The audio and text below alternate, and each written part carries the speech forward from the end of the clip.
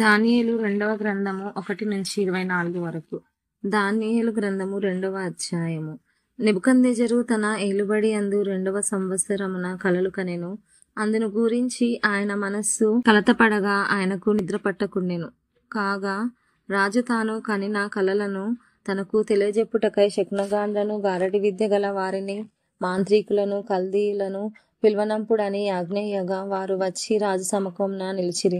రాజు వారితో, నేనొక కల కంటిని, ఆ కళ భావము తెలుసుకొనవలెనని నేను మనోవ్యాకులం ఉంది ఉన్నాననగా, కల్దీయులు సిరియా భాషతో ఇట్లనిరి, రాజు చిరకాలము జీవించునుగాక, తమరి దాసులకు కల సెలవీయుడి, మేము దాని భావమును తెలియజేసేదము.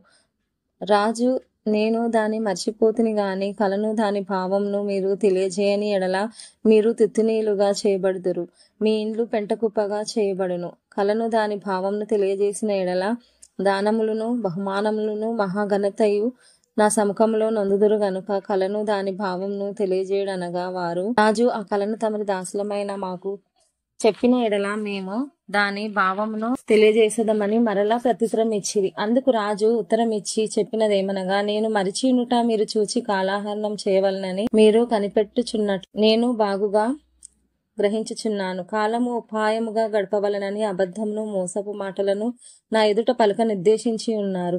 మీరు కలను చెప్పలేకపోయిన ఎడల నేను చెప్పిన మాట ఖండితం గనక కలను నాకు చెప్పుడి, అప్పుడు దాని భావమును తెలియజేయుటకు మీకు సామర్థ్యం కలదని నేను తెలుసుకొందును. అందుకు కల్దీయులు ఇలాగూ ప్రత్యుత్తరం ఇచ్చిరి, భూమి మీద ఏ మనుష్యుడును రాజు అడిగిన సంగతి చెప్పజాలడు.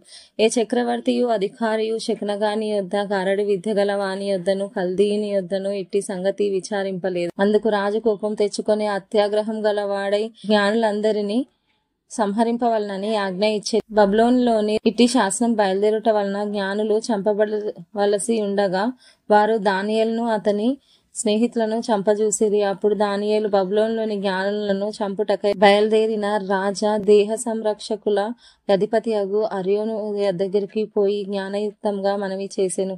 రాజు యొద్ద నుండి ఈ ఆజ్ఞ ఇంత త్వరితముగా వచ్చుట ఏమని దానియేలు రాజు యొక్క అధిపతి అయిన అర్యోకు నడుగగా, అర్యోకు ఆ సంగతి దానియేలు తెలియజెప్పెను. అప్పుడు దానియేలు రాజు సన్నిధికి పోయి స్వభావమును తెలియజెప్పుటకై తనకు సమయము దయచేయమని రాజును బతిమాలెను.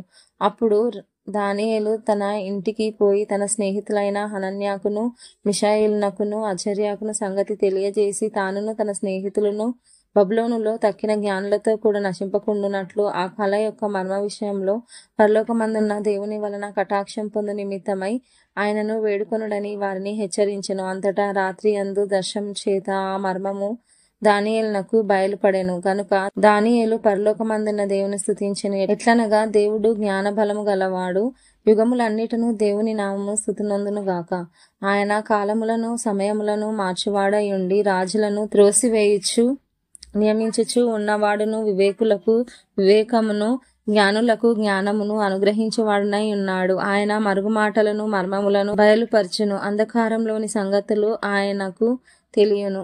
వెలుగు యొక్క నివాస స్థలము ఆయన యొద్దనున్నది. మా పితరుల దేవా, నీవు వివేకమును బలమును నాకు అనుగ్రహించి ఉన్నావు. మేము అడిగిన ఈ సంగతి ఇప్పుడు నాకు తెలియజేసి ఉన్నావు గనక నేను నిన్ను స్తుతించుచు గణపరచుచున్నాను. ఏలయనగా రాజు యొక్క సంగతి నీవే మాకు తెలియజేసితివని దానియేలు మరలా చెప్పెను. ఇట్లుండగా దానియేలు బబులోనులోని జ్ఞానులను నశింపజేయుటకు రాజు నియమించి అర్యోకు నొద్దకు వెళ్ళి, బబులోనులోని జ్ఞానులను నశింపజేయవద్దు, నన్ను రాజు సముఖమునకు తోడుకొని పొమ్ము, నేను ఆ కళ భావమును రాజునకు తెలియజేసేదనెను.